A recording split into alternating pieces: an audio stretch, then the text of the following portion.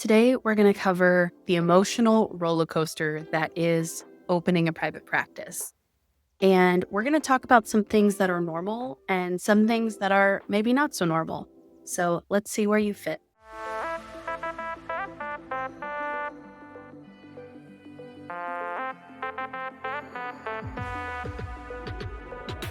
If you're new here, my name is Alysha. I'm a psychiatric nurse practitioner and I own my own private practice. And I teach other psych NPs how to find freedom and balance in their lives by opening their own private practices as well. First, I want to start with, if you feel like you're on an emotional roller coaster when you're starting to set up your private practice, that is incredibly normal. I have absolutely felt that way. I have mentored many psych NPs going into private practice, and a lot of them feel the same way.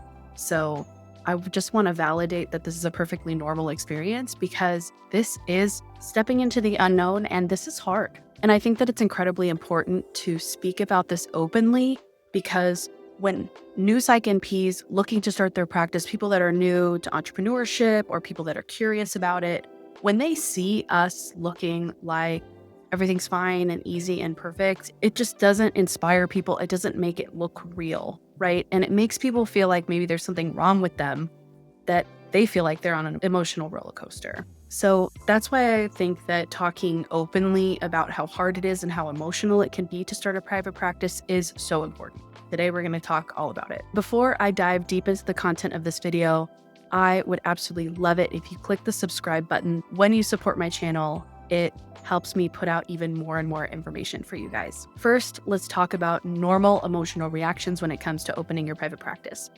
Fear is normal, excitement is normal, doubt is normal, guilt is normal, and many more. That's just to name a few. Your nervous system is going to be really flared up because you're going to feel like you're stepping into the unknown. You're going to feel like you're doing something that the people around you maybe aren't doing, or maybe even aren't supporting. Maybe you're getting some conversations around you of, why would you do that? Why not just have a job? Or common misconceptions like you'll fail or you won't make any money at it. There's just so much chatter, and it's perfectly normal to feel like you're on that roller coaster because you're trying to manage your feelings and dreams about this while also feeling a lot of mixed emotions from the people around you. But the reality is that people are reflecting their own experience on you. If someone is negative about you starting your private practice, it's probably because they're projecting and they don't feel like they would start a private practice, or they don't feel like that would be sustainable for them. And so it's really important to stay really solid and really think about what is best for your life. And if the people around you support you, then ideally, they would be encouraging. Ideally, they would be supportive. Maybe bring up some concerns, but not in a sense of you can't do it or why would you do that. Bringing up concerns is valid, right? There's some parts of it that are hard. Another emotional reaction that is super normal is not feeling ready. I don't think I've met anyone that when they were first starting their private practice felt like they were ready in every way, right? Some people don't feel financially ready, or they don't feel like their time allows them to be ready. They might feel imposter syndrome, so they don't feel ready in that way. So there's just so many different areas that this can happen in. But if you don't feel ready, know that I don't know anyone who's opened a private practice that has felt ready, including very, very, very successful practice owners. Now let's talk about some signs of healthy stress when it comes to opening a private practice. If you're feeling overwhelmed clinically and you feel like you don't want to be alone and you want to have someone to ask your questions to, that is a sign of healthy stress. I think if you feel a little bit overwhelmed about the responsibility, I think that that's going to lead to you using your resources. I think that's going to lead to you really thinking about your clinical decisions and providing good care. This should not paralyze you, but rather cause you to reach out.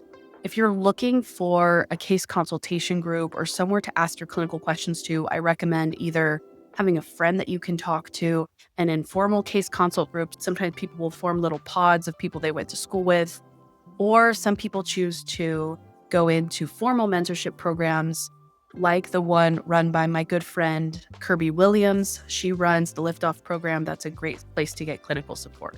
So again, clinical overwhelm or feeling like this is a lot of responsibility to take on, is a sign of healthy stress because it is a big responsibility, right? People are trusting us with their health. Another sign of healthy stress could be motivated discomfort, where you feel really motivated and excited to start your private practice, but generally uncomfortable because it's a big decision and it's a lot of change. Another sign of healthy stress is feeling like you want to ask a lot of questions, right? Some of that stress may lead you to really want to get the information that you need to start your private practice.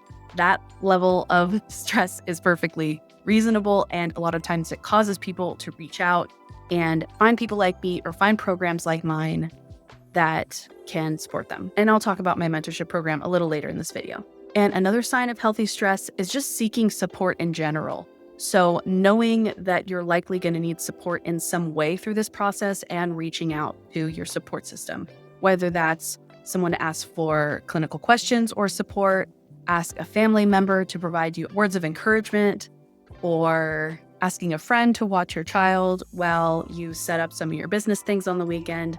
Just reaching out for support can be a sign of healthy stress. So some signs that you may need more support. I talked about it a little bit in that earlier section, and that is if you are feeling clinical overwhelm to the point where you're shutting down, this may be a sign that you need more support.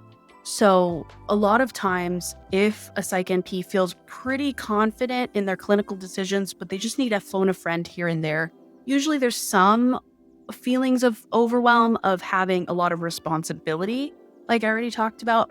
But if you're starting to get to the point where you're too overwhelmed to the point where you're like, I don't know if I can do this, and you're starting to have negative feelings about yourself, that's a sign that you may need more support. And again, I talked a little bit about formal case consult groups or informal case consult groups, and that can absolutely be something that can help you in that area. Another sign that you may need support is just avoidance. I see this happen a lot where people are delaying their private practice opening, month after month after month after year after year after year, and they're just feeling like, I don't know enough, I can't do enough, and they're just avoiding. And sometimes you need some support to be able to kickstart this process. Sometimes that level of support looks like some accountability. That can be done oftentimes in a mentorship program or accountability with a friend or something like that. Another sign you may need support is persistent anxiety. Some people just feel crippling anxiety when it comes to opening a business, and this just causes them to completely shut down. And that's when you're really going to need to pull on your own mental health support, whether it's talking through this process with a therapist or your psych NP or psychiatrist, your team, your family. Because yes, there is some level of anxiety, but if it is just persistent, unrelenting anxiety that's causing you just to not take those steps, then that's definitely a sign that you need more support. And the final sign that you may need more support is that you feel like you don't have enough clarity on the safety processes in a private practice. So that might be that you're concerned that you may not understand the legalities of opening a private practice, or you may not understand your state regulations when it comes to compliance in owning a private practice. And so then that's a sign that you may need more support, because you may need some consultation with individuals that understand how to operate a private practice compliantly and safely. And I'm going to wrap up this video with talking a little bit about how you can regulate and recenter yourself when it comes to this emotional roller coaster that is opening a private practice. Number one, grounding practices, right? We teach them to our patients all the time, but it's so important to just come back to them, whether that is breath work, going outside, spending time with loved ones, doing a hobby that you really, really love. You just cannot let those things go in the wildness that is starting a business and running around with family and working your job as well in the transition. So come back to those grounding practices. Whatever has helped you in the past, lean on those things now. Next is taking smaller bite-sized steps, right? So say, for example, you're thinking about building your website and your branding, and you have just this like persistent anxiety. You feel paralyzed by, who am I? Who do I want to offer to the world? Break that into smaller steps. Maybe one day you work on what services do I want to provide? And AI is amazing, where you can talk back and forth with AI on certain things like this. The next day, you may do something to the effect of deciding what type of patient you really want to see.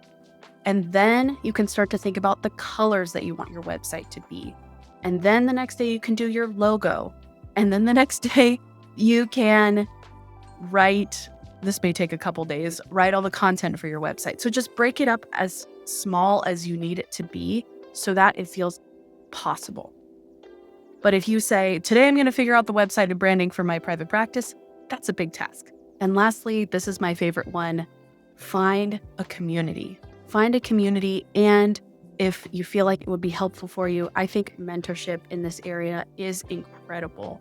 And you guys, many of you know that I run a mentorship program for Psych NPs opening a private practice, and I've carefully constructed this so that it can support people that are in this phase of life, right?